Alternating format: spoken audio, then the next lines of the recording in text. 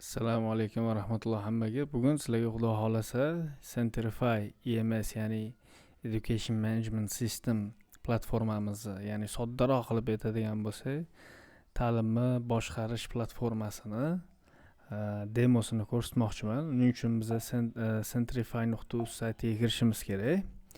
centrify.uz. Xo'p, bu saytimiz bizda landing page hisoblanadi. Ya'ni bu yerda ma'lumotlarni o'qishingiz mumkin. Nima bor, nima kerak bo'ladi bu yerda hammasini bemalol ko'rib chiqishingiz mumkin. Xo'p, bu yerdan hozircha bizda Android qurilmalariga APK faylini skachat qilib olsanglar bo'ladi.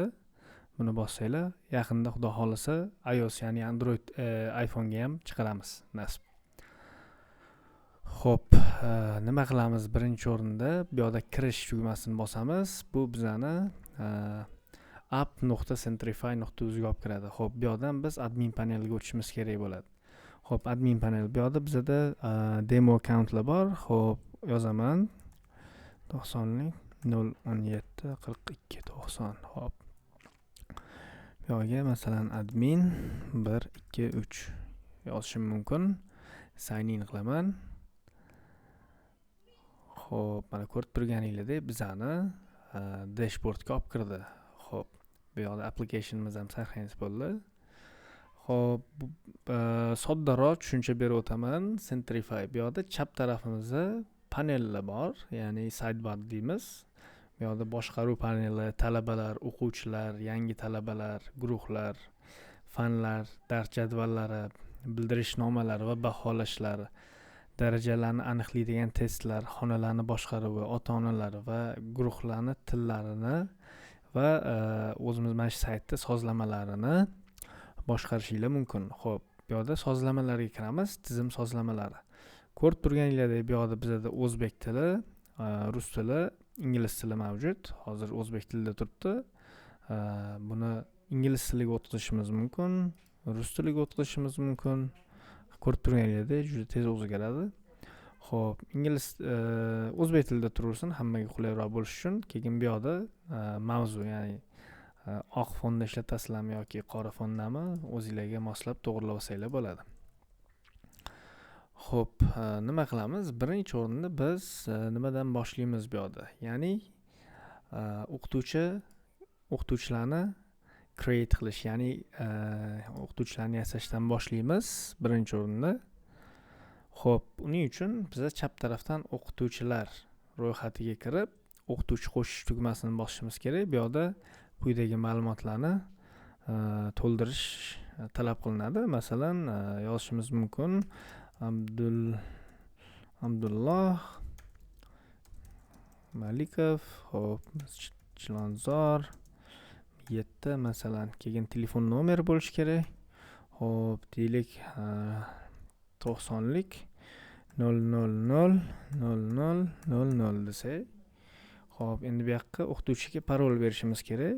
Xo'p, teacher deyman. Xo'p, biografiya deb qo'yamiz.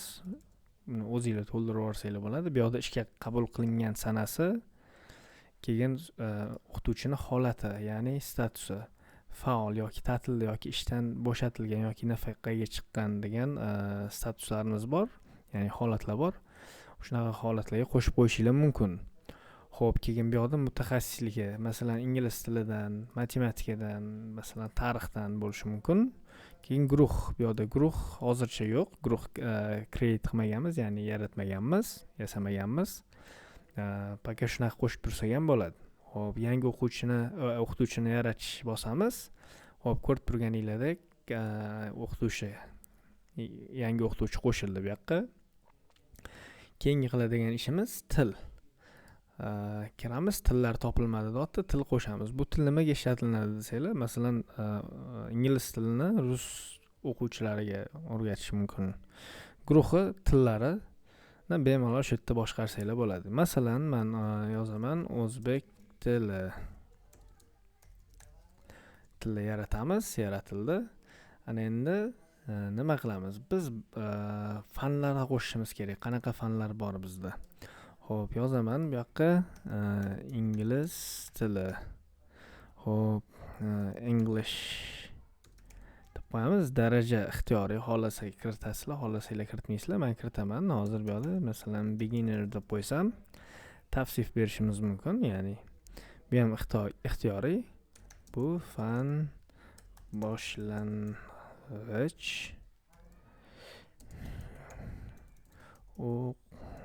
o'quvchilar uchun deymiz. Fanni yaratamiz. Xo'p, fan qo'shildi. Ko'rib turganingizdek, bu yerda fanni nomi, fanni kodi, darajasi nechta guruh bu fanni ishlatyapti. O'shalarni ko'rsak bo'ladi. Bu yerdan edit qilib, ya'ni tahrirlash, o'zgartirsanglar bo'ladi. Masalan, edit qilib nomini o'zgartirishinglar mumkin. Nimadir xatolik ketgan bo'lsa yoki qanaqadir yangiliklar bo'lsa, bularni qo'shib qo'yishinglar mumkin bo'ladi. Xo'p, ana endi nimaga o'tamiz? Biz guruhlarga o'tamiz. Guruhlar ro'yxatiga o'tamiz. Bu yerdan guruh create qilamiz. Ya'ni guruhga biz nom berishimiz kerak. Masalan, deylik English 101 masalan. Fanni tanlashimiz kerak, o'qituvchini biriktirishimiz kerak. Bu guruh qaysi tilda darslar o'tilishini kiritishimiz kerak. Boshlang'ich sanasi ya tugash sanasi bo'lishi mumkin. Keyin bu guruh o'ziga nechta maksimalniy o'quvchi qabul qila oladi, o'shani yozishimiz mumkin. Masalan, 30 ta. Guruh narxini yozishimiz mumkin. Bu ham juda muhim. Xo'p, deylik 999 ming bo'ladigan bo'lsa, xo'p,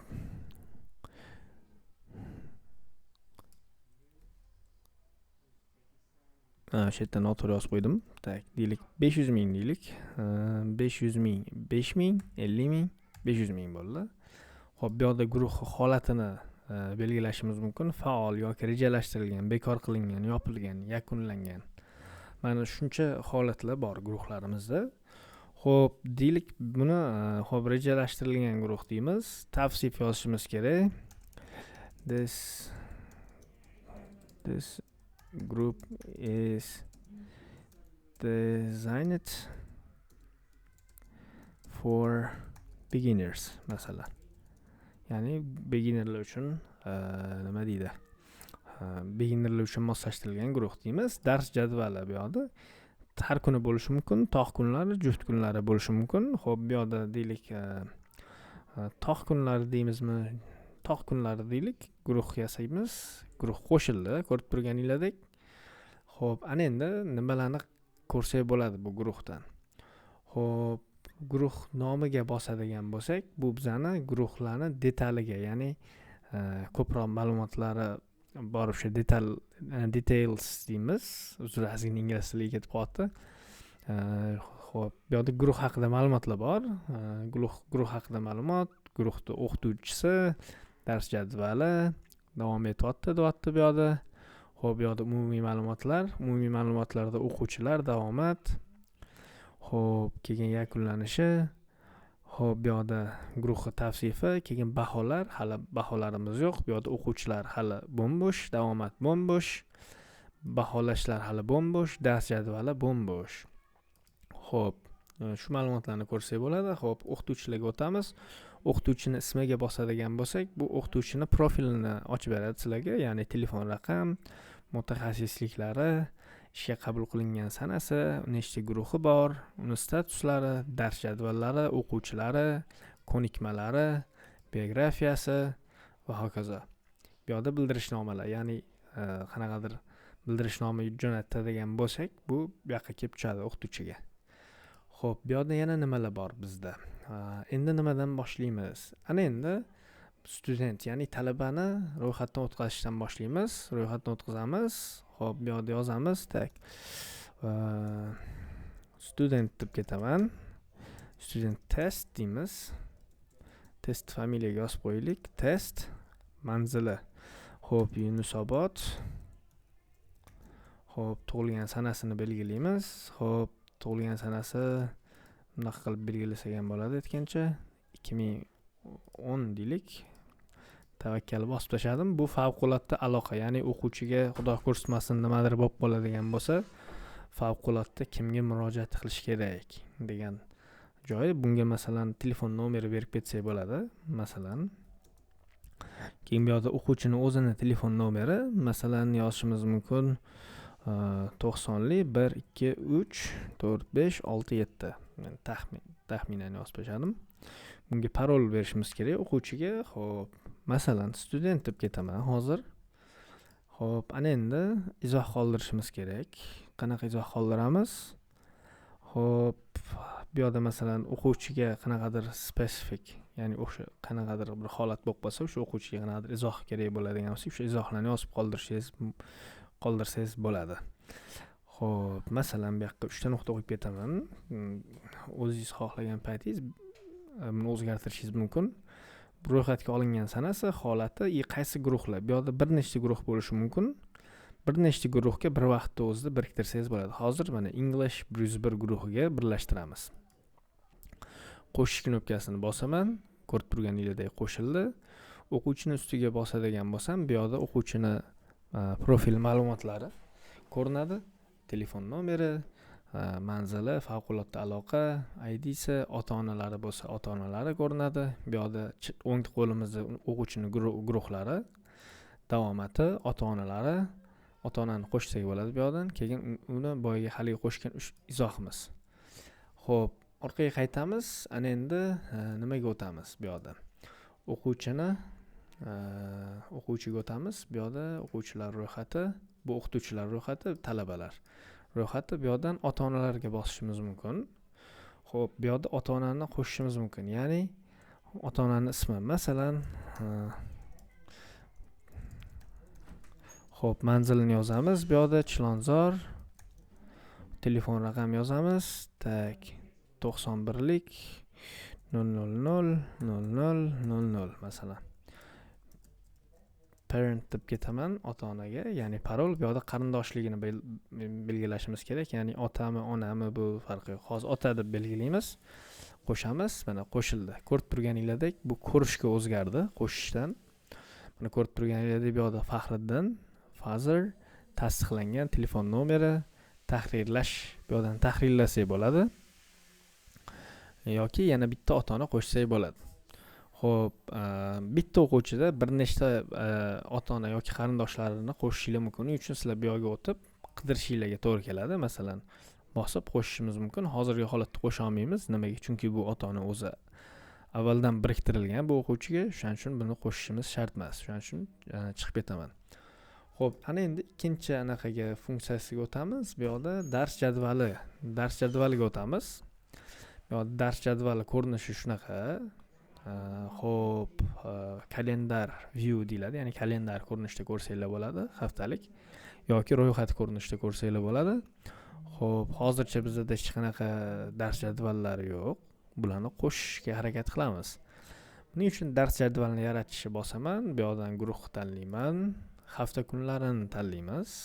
Xo'p, dushanba, masalan, chorshanba, juma, masalan, yakshanba qiladigan bo'lsa, keyin bu necha oygacha bu dars jadvalini yaratish kerak. Ya'ni masalan, boshlang'ich sanasi va tugash sanasini belgilashimiz kerak. By default, ya'ni avtomatik bu 1 oyga qiladi. Agar o'zgartiradigan bo'lsanglar, bu yoqdan masalan tugash sanasini o'zgartirishingiz mumkin yoki bu yoqdan boshlanish sanasini o'zgartirishingiz mumkin. Ana endi bu dars boshlanadigan vaqti. Biz soat 8 dan 9 gacha dars yaratmoqchimiz. Uning uchun 08 dan 09:00 gacha deyman, boshlanish vaqti va tugash vaqti. Keyin xonani create qilishimiz kerak edi. Aytgancha biz xona create qilmaymiz. Uning uchun hozir duplicate qilaman. Bu yoqdan xonalarga o'taman. Xo'p, xonalar ro'yxatiga o'tamiz. Bizda xona yo'q hozircha. Xonaga nom berishimiz kerak. Masalan, room 333 deyman. Bu xonaga qancha o'quvchi sig'adi? Masalan, 60 ta o'quvchi sig'adi. Binoning nomi, masalan, ATB binosi yoki IB binosi.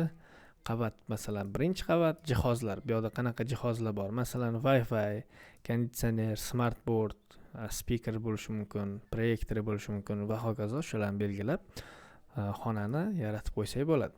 Ana endi bu yoqqa o'tamiz. Mana bu yoqda xonamiz chiqib keldi. Xona sig'imi bu. Keyin izoh qoldirishimiz mumkin qanaqadir, bu ham ixtiyoriy. Xo'p, ana endi ommaviy dars jadvalini yaratish knopkasini bosamiz. Mana ko'rib turganingizdek, o'sha dushanba, chorshanba, juma, shanba, yakshanbaga qo'shildi. Ro'yxat ko'rinishini bosadigan bo'lsak, bunaqasiga xohlagan odam buni ishlatadi, xohlagan odam buni ishlatadi. Xo'p, ana endi bu yoqdan qanaqa filtrlar qilishimiz mumkin? Ya'ni kun bo'yicha filtr qilishimiz mumkin yoki guruh bo'yicha filtr qilishimiz mumkin yoki bu yoqda xona bo'yicha. Hozir ma'lumotlarimiz kam bo'lganligi uchun filtr sizlarga yaxshi ko'rinmayapti. Agar bu yoqda ma'lumotlarimiz juda ham ko'p bo'ladigan bo'lsa, bu filtrlar juda ham sizlarga qo'l kelishi mumkin. Ancha ishlarni osonlashtiradi. O'qituvchi bo'yicha, fan bo'yicha bemalol filtr qilishimiz mumkin. Agar ustiga bosadigan bo'lsak, administrator o'zgartira oladi. Masalan, buni dushanba kun emas, seshanba kunga o'zgartiramiz. Vaqtini 10:00 dan 12:00 gacha qo'yamiz. Xona o'sha o'zgartirishni bosadigan bo'lsak, mana ko'rib turganingizdek, dushanbadan seshanba 10 dan 12:00 gacha o'tdi. Nimaga bu yoqqacha cho'zilmadi desanglar, keyingi dars qo'shiladigan bo'lsa, bu nima deydi? Ikkalasi bir-birini ustiga chiqib olish ehtimoli bor. Shuning uchun cho'zilmaydigan qilganmiz. Xo'p, ana endi bu soddaroq tushuncha bo'ldi shu dars jadvallariga. Ana endi nimaga o'tamiz? Bu yoqda bizada baholash bor. Baholashlarga o'tamiz. Hali ma'lumot yo'q. Xo'p, ana endi nima qilamiz? Baholash yaratish. Ya'ni bu yoqda baholash deganda vazifa berishingiz mumkin. Buni o'qituvchi ham bera oladi, administrator ham bera oladi. Masalan, sarlavha. Masalan, bu shunchaki test. Xo'p, bu yoqdan test belgilab qo'yishimiz mumkin. Tavsif yozishimiz kerak. Xo'p. Test deb qo'yamiz. Chunki bu haqiqiy anaqa ma'lumotlar emas, shuning uchun test ma'lumotlari. Bu yoqda guruhni belgilashimiz kerak. Qaysi guruhga yaratyapmiz bu vazifani? Keyin bu yoqda masalan maksimal ball qancha? 100 ball. O'quvchi eng kamida necha ball olish kerak? Ya'ni 60 ball olish kerak. Topshirish muddatini belgilaymiz. Xo'p, 31-may belgiladim. Endi bu yoqdan fayllarni RAR yoki zip ko'rinishida yuklashga to'g'ri keladi. Xo'p, buning uchun biz zip deb qidiramiz. Hozir kompyuterdan qanaqa ma'lumotlarimiz bor ekan. Xo'p. Bu desktopdan qidiryapti. Desktop emas. This my Mac deymiz. MacBook orqali qidiramiz. Xo'p, bu yoqda nimalar bor ekan? Xo'p.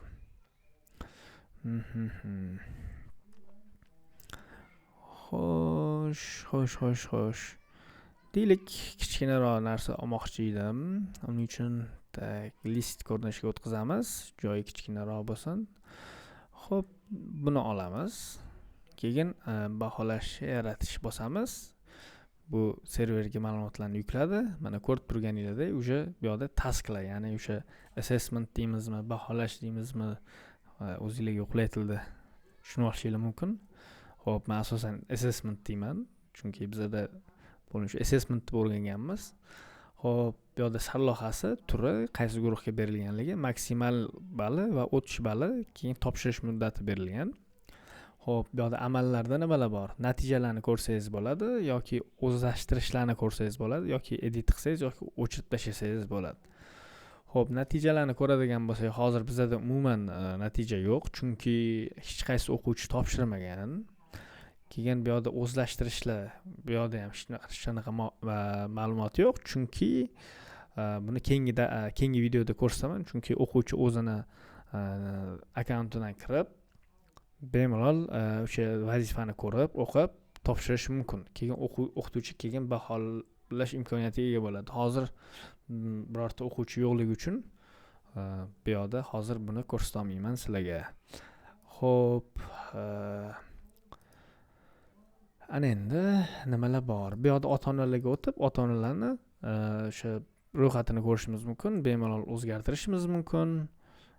Bu o'zgartirishlar to'g'ridan-to'g'ri o'quvchilarga ham ta'sir qiladi. Chunki bu ota-onalar o'quvchilarga bog'langan. O'shaning uchun ehtiyot bo'lib o'zgartirishimizga to'g'ri keladi. yana bitta narsani aytib o'tay, masalan bu yoqda Faxriddin Malikov bitta turgan bo'lsa, bu odamni ikkinchi farzandi sizni o'quv markazingizga kelganda boshqa Faxriddin Malikov yasab o'tirishinglar shart emas. Shu Faxriddin Malikov, ya'ni ota bitta bo'lganligi uchun bitta otani ko'p o'quvchilarga, ya'ni farzandlariga bog'lab qo'ysanglar bo'ladi. Shuning uchun bu yerda 2-3 ta qilib tashlash shart emas. Shuni ham aytib o'tib ketaman.